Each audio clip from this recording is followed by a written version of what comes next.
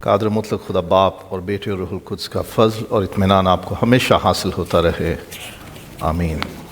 ہم خدا کے پاک کلام میں سے سیکھ رہے ہیں عبادت کے بارے میں، اباؤٹ ورشپ۔ ایک بڑا سوال ذہن میں آتا ہے، ہماری عبادت کے وقت کون کون سے ہیں؟ ہمارے جو پڑوسی لوگ ہیں جن کے بیچ ہم رہتے ہیں، ان کی عبادتوں کے اوقات یعنی وقت، ٹائمنگز ہیں۔ مسیحیوں کے عبادت کے اوقات یا ٹائمنگز کیا ہیں؟ ان کے مواقع کون سے ہیں؟ in what times and on what occasions we shall worship۔ سو آج سیکھیں گے کتاب مقدس میں سے عبادت کے اوقات اور مواقع، the times and occasions of worship۔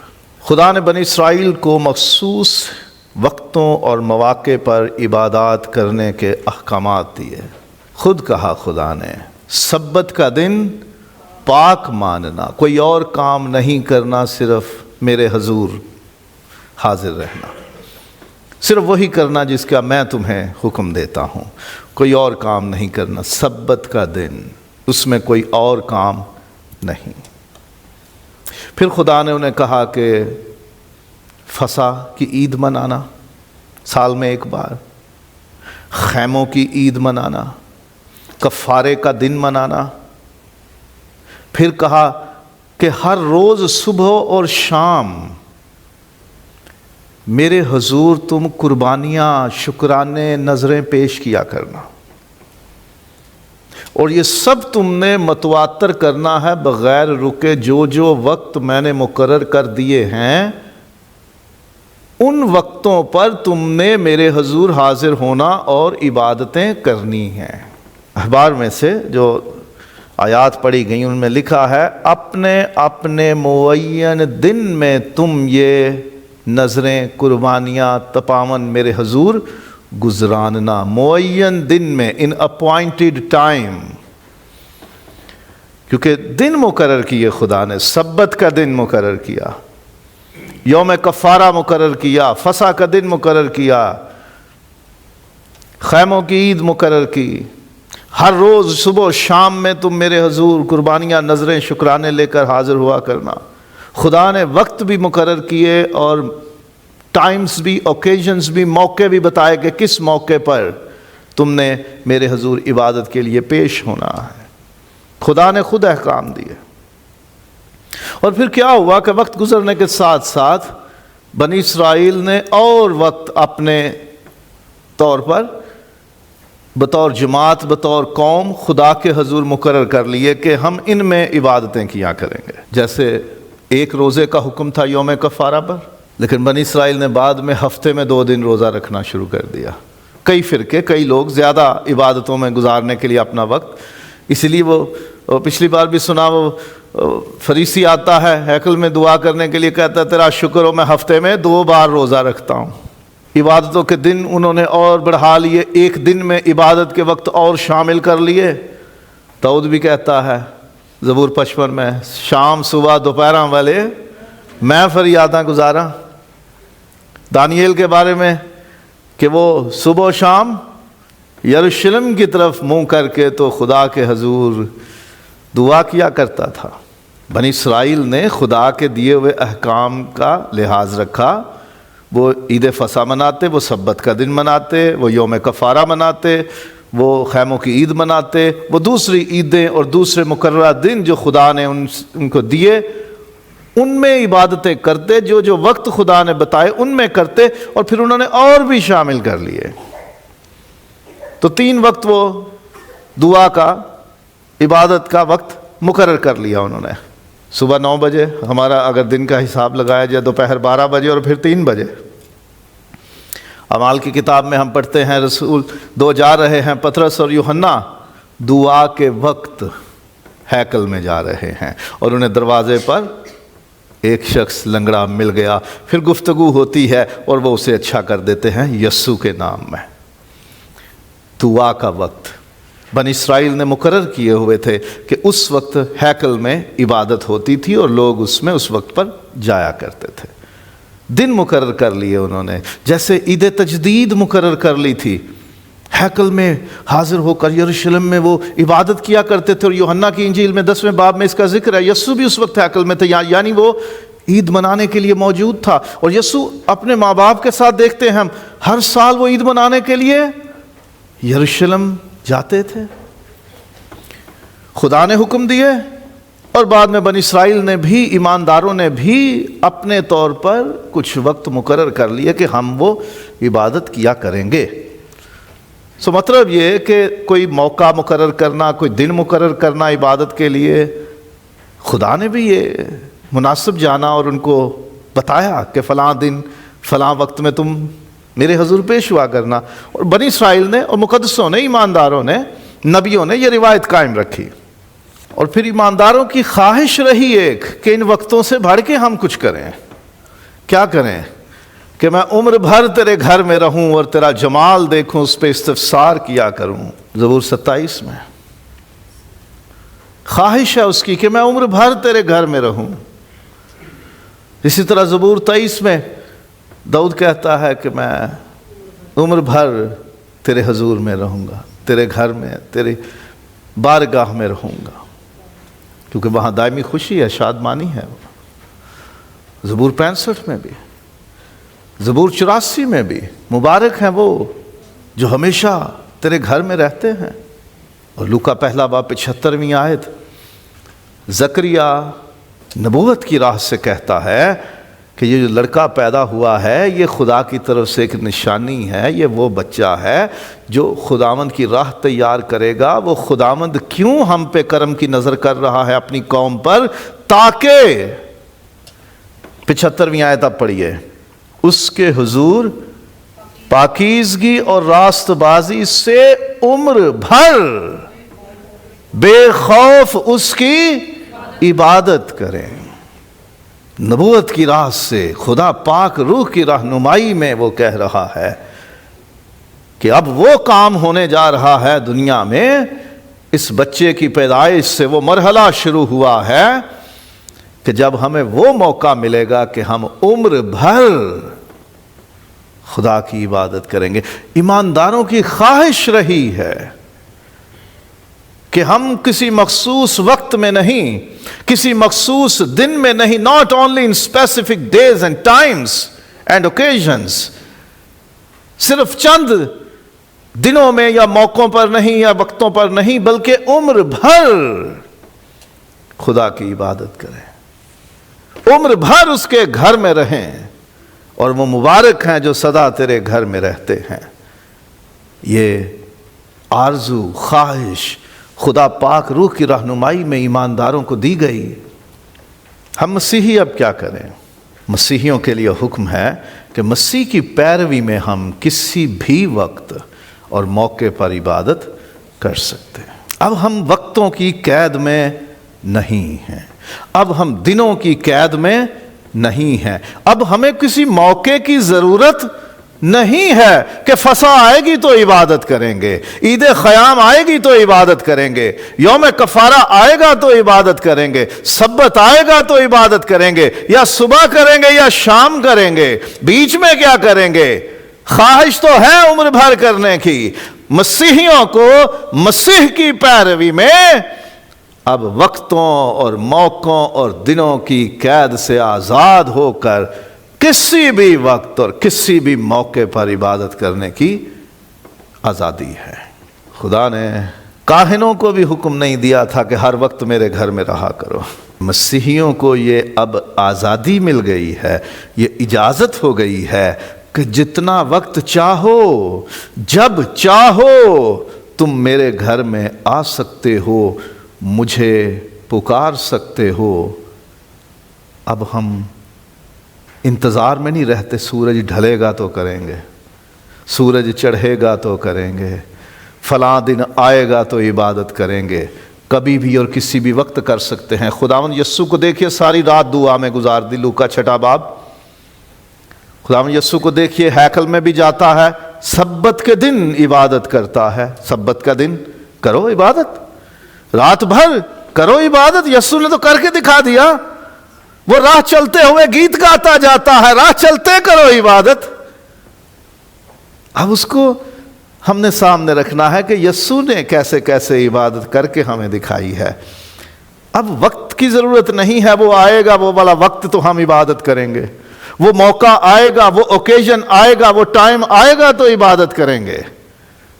جب چاہے کر سکتے ہیں، جب چاہے کر سکتے ہیں، کیونکہ زبور 113 کہتا ہے، یاد ہے کسی کو عبادت کے شروع میں جو بلاہٹ کے لیے پڑھا گیا، آفتاب کے طلوع سے غروب تک خداوند کی حمد کرو، بغیر رکے کرو، جب مرضی کرو۔ یہ نہیں کہ صبح کے وقت کرنا اور بس شام کو کرنا یا بیچ میں کر لینا۔ آفتاب یعنی سورج نکلنے سے from the dawn to dusk, کبھی بھی کسی بھی وقت عبادت کرو۔ یسوع نے رات بھر عبادت میں گزار کے بتا دیا کہ رات بھر بھی کرو، کبھی بھی کسی بھی وقت ہم عبادت کر سکتے ہیں۔ خوشی کے وقت میں تو ضرور ہم خدا کی عبادت کریں، کرنی چاہیے۔ تو میں سے جب کوئی خوش ہو تو حمد کے گیت گائے۔ اور یسوع مسیح جب اس کے شاگرد اس کے پاس آتے اور بتاتے ہیں کہ اے خداوند، اے استاد، تو نے ہمیں اختیار دے کر بھیجا اور ہم علاقوں میں گئے، گاؤں گاؤں، شہر شہر، گلی گلی گئے، اور کیا دیکھا؟ بدروہیں بھی ہمارا حکم مانتی ہیں، بیمار چنگے ہوتے ہیں، معجزات ہوتے ہیں۔ تو یسوع روح میں خوشی سے بھر گیا اور اسی وقت خدا کی شکر گزاری کرنے لگا۔ خوشی میں خدا کی عبادت کرو، صرف خوشی میں ہی عبادت نہ کرو، جب دکھ اور تکلیف آئے ہم پر تو تب بھی ہم عبادت کریں۔ خدا کا کلام یہ سکھاتا ہے اگر کوئی مصیبت میں ہو تو دعا کرے۔ ایوب کی مثال ہی کافی ہے، کتنے دکھ اور تکلیف سے گزرا اور لکھا ہے کہ پھر بھی اس نے خدا کی تمجید کی، اس کے حضور سجدے میں گر گیا، خدا کے نام کی تعریف کرنے لگا سجدے میں گر کے۔ کتنی تکلیف اور دکھ سے گزر رہا ہے۔ خداوند یسوع بھی معلوم ہے کہ ابھی گرفتار ہو جاؤں گا اور پھر مجھ پہ سیاست ہوگی، مقدمے بازی ہوگی، گواہیاں ہوں گی مجھ پر، اور پھر مجھے صلیب اٹھوا کر کلوری پر لے جایا جائے گا اور پھر مجھے کیلوں سے اس پہ گاڑ دیا جائے گا۔ معلوم ہے، لیکن پھر بھی وہ فسا کی عبادت بھی کرتا ہے، حمد کے گیت بھی گاتا ہے اور دعا بھی کرتا ہے۔ تکلیف اور دکھ ہو تو پھر بھی عبادت کرو، اور پھر جب کوئی کام شروع کرو نا تو پہلے خدا کے حضور جھک جاؤ کہ خداوند ہم یہ کام کرنا چاہتے ہیں، چاہے کاروبار کرنا ہے، کوئی رشتہ جوڑنا ہے، پڑھائی شروع کرنی ہے، کوئی بھی دنیا میں کام آپ نے کرنا ہے جس کا تعلق اس دنیا کے کسی بھی معاملے سے ہے، اپنے لیے، اپنی اولاد کے لیے، اپنے خاندان کے لیے، اپنی کلیسیا کے لیے، اپنے ملک معاشرے کے لیے، قوم کے لیے، کسی کے لیے بھی کام کرو، اپنی کمپنی کے لیے بھی کام کرو، ادارے کے لیے، تنظیم کے لیے، اسے خدا کے نام سے شروع کرو۔ قضات میں 20واں باب یہ مثال میں نے لکھی ہے، جنگ کرنے کے لیے، لڑائی کرنے کے لیے اسرائیلی نکلے تھے تاکہ بنیامینیوں کے خلاف وہ لڑائی کریں۔ صرف ایک مثال لکھی ہے میں نے، اس سے پہلے بھی وہ خدا کے حضور شکرانے، قربانیاں، نظریں پیش کرتے ہیں، سجدے کرتے ہیں، عبادت کرتے ہیں اور خدا سے پوچھتے ہیں ہم یہ لڑائی شروع کریں کہ نہیں۔ الیعازر نکلتا ہے، ابراہیم کا نوکر ہے، وہ اسحاق کے لیے اس کو بھیجا جا، رشتہ ڈھونڈ کے لا میرے اپنے رشتہ داروں میں سے۔ وہ دعا کرتا ہے، اے خدا میرا کام بنا دے۔ رشتے کرنے سے پہلے بھی دعا کیا کرو، کاروبار شروع کرنے سے پہلے دعا کیا کرو، خدا کے حضور عبادت کیا کرو کہ ہم نے کام کرنا ہے، کوئی خداوند ہماری رہنمائی اور مدد کر، اور جب کام پورا ہو جائے، مکمل ہو جائے، تب بھی کرو۔ الیعازر کی مثال دی میں نے، جب رشتہ ہو جاتا ہے، وہ پہنچ جاتا ہے، لابن کے گھر پہنچتا ہے، ربکا کے ساتھ رشتے کی بات طے ہو جاتی ہے، لکھا ہے وہ سجدے میں گر گیا، خداوند تیرا شکر ہو کہ جو میں نے دعا کی تجھ سے تو نے پوری کی، اور مجھے ایسے اچھے لوگوں سے ملوایا جو رشتہ دار بھی ہیں اور انہوں نے ہاں بھی کر دی ہے۔ اس نے خدا کے حضور سجدے میں گر کے شکر گزاری پیش کی۔ جب کام مکمل ہو جائے تو خدا کے حضور شکرانے کی عبادت کرو۔ کچھ حاصل ہو جائے، کامیابی ملے تو پھر بھی دعا کرو۔ پیداوار ملتی ہے نا، آپ محنت کرتے ہو، رزق ملتا ہے، پیداوار ملتی ہے، زمین سے اناج اگتا ہے، آپ مزدوری کرتے ہو، اس کا پھل ملتا ہے، اس کی اجرت ملتی ہے، ویجز یو گیٹ، مزدوری ملتی ہے، سیلری ملتی ہے، پیسے ملتے ہیں کام کے، یا آپ نے محنت کی کسی کام میں اور اس میں کامیابی مل گئی، یو گاٹ سکسیس، اس پہ بھی خدا کی شکر گزاری کی عبادت کرو۔ خدا نے کہا جب تم اس ملک میں پہنچ جاؤ، کما لو، سارا کچھ گھر آباد کر لو، سب کچھ ہو جائے، پھل پیداوار مل جائے، تو یاد رکھنا، مجھے بھول نہ جانا، میرے حضور شکر گزاری کی قربانی نظریں پہلے پیداوار کے پہلے پھلوں سے میری عبادت کرنا۔ تم کچھ کھو جائے، نقصان ہو جائے یا خطرے میں ہو آپ، تب بھی عبادت نہیں بھولنی۔ ایوب کا کھو گیا سب کچھ، پھر بھی سجدے میں گر کے خدا کی تمجید کرتا ہے۔ آستر پوری قوم سوسن میں خطرے میں ہے، موت منڈلا رہی ہے، حکم ہو گیا جہاں یہودی دیکھنا فلاں دن کو مار دینا، لیکن وہ اس وقت بھی یہ نہیں کہتی پجو نسو، دوڑاں لگا دو، مفرور ہو جاؤ، بھاگ جاؤ، چھپ جاؤ، وہ کہتی ہے 3 دن روزے میں ٹھہریں گے، خدا کے حضور فریاد کریں گے، خطرہ ہے جان کا۔ دانیل صبح شام کھڑکی کھول کے اسرائیل یروشلم کی طرف وہ دعا کرتا ہے، پتہ چلا کہ اب میری موت کا پروانہ نکل چکا ہے، اگر میں پکڑا گیا تو مارا جاؤں گا، خطرے میں ہے، پھر بھی کمرے میں گیا، کھڑکی کھولی، یروشلم کی طرف منہ کر کے خدا کے حضور فریاد کرنے لگا۔ نقصان کا خطرہ ہو، جان کا خطرہ ہو، کچھ کھو جائے، گم ہو جائے، تکلیف مل جائے، پریشانی مل جائے، نقصان بھی ہو جائے، تو خدا کی عبادت ضرور کرنی ہے، چھوڑنی نہیں ہے۔ اولاد پیدا ہو تو خدا کی عبادت کیا کرو، اس کی شکر گزاری کی عبادت، یہ بائبل میں خدا نے حکم دیا۔ اخبار 12واں باب پورا اسی پہ ہے، بیٹے بیٹیوں کی پیدائش پہ خدا کے حضور شکر گزاری کے ساتھ آؤ، عبادت، قربانی پیش کرو اس کے حضور۔ مقدسہ مریم اور مقدس یوسف جب پہلوٹا بیٹا پیدا ہوا بیت لحم میں، لیکن گئے یروشلم میں عبادت کے لیے، شکر گزاری کے لیے اور قربانی دینے کے لیے۔ یسوع کے ماں باپ نے یہ کیا، خدا اولاد دے اس پہ بھی شکر کریں، عبادت کریں خدا کی۔ اور پھر اگر کوئی فوت ہو جائے، دنیا سے چلا جائے، آپ کا عزیز بچھڑ جائے، تو تب بھی خدا کے حضور عبادت کرو، اس کی تمجید کرو، اس کی ستائش کرو، اس کو برا نہ کہو، اس سے ناراض نہ ہو، اس سے الگ نہ ہو جاؤ، ربا تو بس کھو لیا، تو کون میں کون۔ کئی لوگ ناراض ہو جاتے ہیں، تو نے میرے رشتے چھین لیے مجھ سے، اے خدا، دیے کس نے تھے؟ زمین سے اگے تھے؟ خدا نہیں دیے نا۔ ایوب پہلا باب ذرا غور سے دیکھیے، 20ویں آیت۔ تب ایوب نے اٹھ کر اپنا پیرہن چاک کیا اور سر مڈایا اور زمین پر گر کر سجدہ کیا۔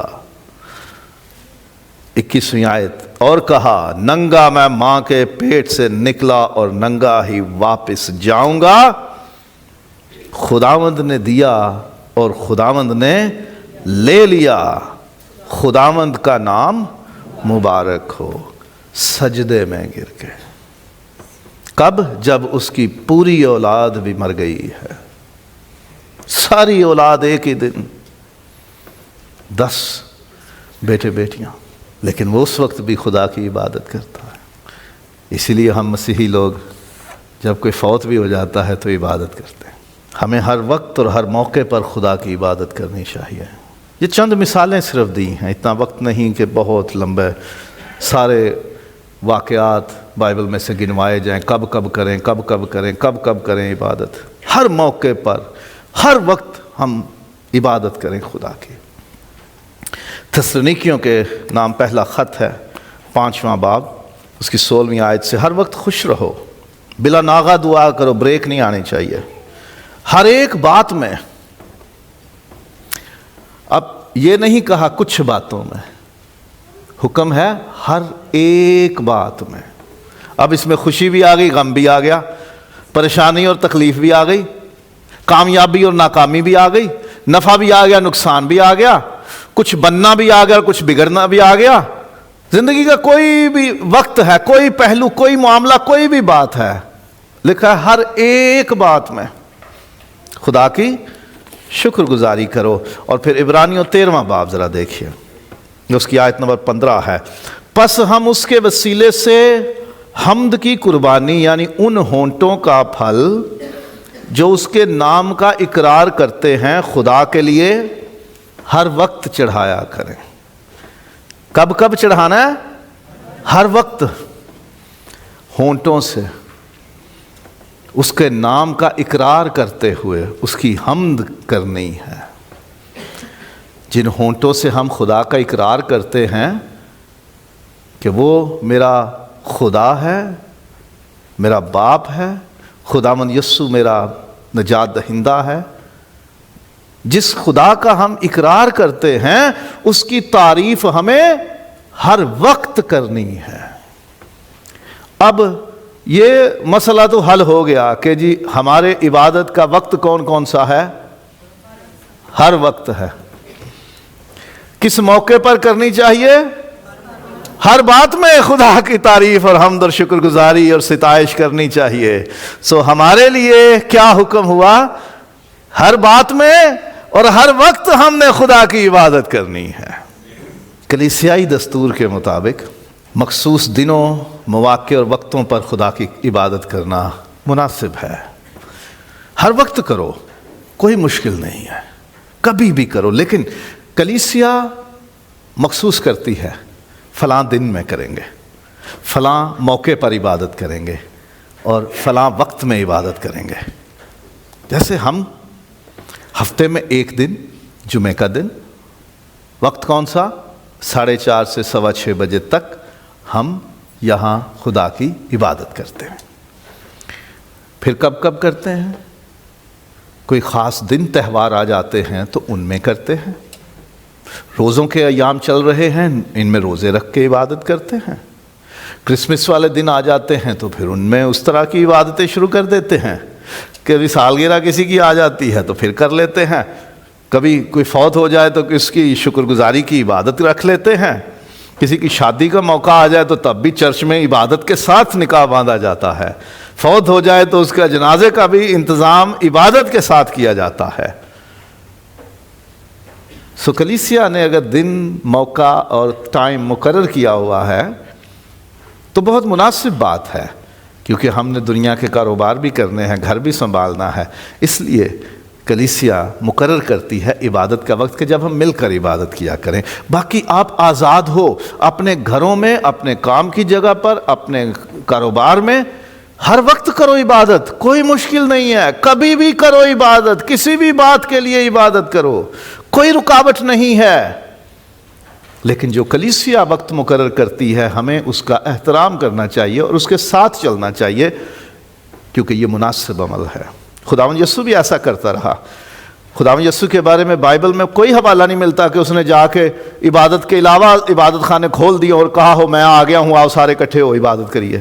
وہ سبت کے دن دستور کے مطابق عبادت خانے میں جاتا، وہ عید کے وقت عبادت کے لیے ہیکل میں یروشلم میں جاتا، وہ احترام کرتا اس چیز کا، کیونکہ ایک نظام ہونا چاہیے، وقت مقرر ہو، دن مقرر ہو، موقع مقرر ہو، اس پہ عبادت کرنا، اکٹھا ہونا مناسب ہے۔ اور آخری بات، خدا کی عبادت کے لیے جو وقت مخصوص ہو جائے وہ کسی اور مقصد کے لیے استعمال نہ کرو۔ یاد کر کے تو سبت کا دن پاک ماننا، اس دن تو کوئی اور طرح کا کام نہ کرنا۔ خدا نے منع کیا جب میری عبادت کا وقت ہے تو اس میں کوئی اور کام نہیں کرنا۔ جو دن خدا نے مقرر کیے عیدوں کے حوالے سے بھی، ان میں بھی خدا نے منع کیا کہ تم کوئی اور طرح کا کام نہ کرنا۔ یعنی جو وقت میرے ساتھ طے ہو گیا نا تمہارا، وہ میرے ساتھ گزارو، میری حضوری میں گزارو۔ جو کیسر کا ہے وہ کیسر کو دو، جو خدا کا ہے وہ خدا کو دو۔ جو وقت طے کر لیا خدا کے ساتھ عبادت کا، جو دن مقرر کر لیا یہ عبادت کا ہے، جو موقع مقرر کر لیا کہ یہ عبادت کا ہے، پھر اس میں کوئی اور کام نہیں رکھنا۔ وہ موقع، وہ دن، وہ وقت صرف خداوند کا ہے۔ اگر ہم اس وقت میں کسی اور کام، کسی اور بات، کسی اور شخص کی طرف چلے جاتے ہیں، اسے وقت دیتے ہیں، اس پہ توجہ کرتے ہیں، کوئی اور کام کرتے ہیں، تو پھر اس گھڑی، اس پل ہم نے یہ بتایا کہ خدا میری زندگی میں اول نہیں، وہ چیز، وہ بات، وہ شخص، وہ کام میرے لیے اول ہے۔ تو جو مقرر ہو گیا دن، وقت، موقع عبادت کا کلیسیائی طور پر، اس کا پورا خیال رکھو، وہ کسی اور کو نہ دو۔ ہم آزاد ہیں، کبھی بھی، کسی بھی وقت، کسی بھی موقع پر، کسی بھی دن ہم خدا کی عبادت کر سکتے ہیں۔ وہ ہمیں دور نہیں کرتا، قبول کرتا ہے اور ہماری عبادتوں کو پسند کرتا ہے۔